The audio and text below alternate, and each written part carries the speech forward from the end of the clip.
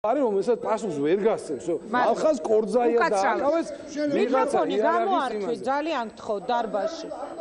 ძალიან გთხოვთ. მადლობა ბატონო ირაკლი ირმა გისმენთ.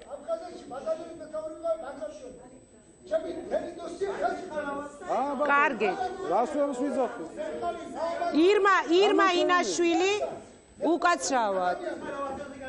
უკაცრავად ძალიან ირმა ინაშვილს ვაძლევს სიტყვას. ირმა ინაშვილი.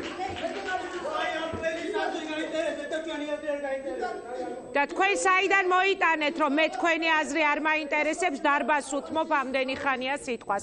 გისმენთ ირმა? მე არ მიკითხავ შეშემდგე. ბატონო ირაკლი აღარ გვინდა, გისმენთ? კარგით.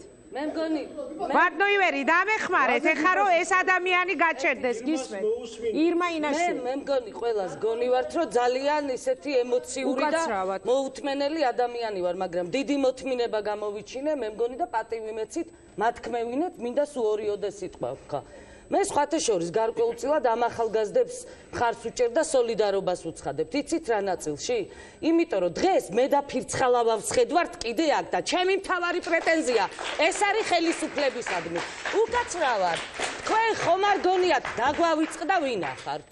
ხომ არ გონიათ დაგვავიწყდა რომ თქვენ ხართ ვანო მერაბიშვილის დროინდელი კრიმინალური პოლიციის უფროსი, რომლის სახელსაც არაერთი შავბნელი ისტორია უკავშირდება და თქვენ რო დღეს აქ საუბრობთ იმაზე რომ რატო არ დაკითხეს ვაი მე რა უთხარი ამ ხელისუფლებას თქვენ რო ამას ლაპარაკობთ ეხლა დაკითხული კი არა ყველა ციხეში რო არა ვითხოვს სასამართლო ჩაატარო აი მე ჩემი პრეტენზია სასამართლო ჩაატარო მე ვითხოვ ჩემი მთავარი პრეტენზია დღევანდელი ხელისუფლების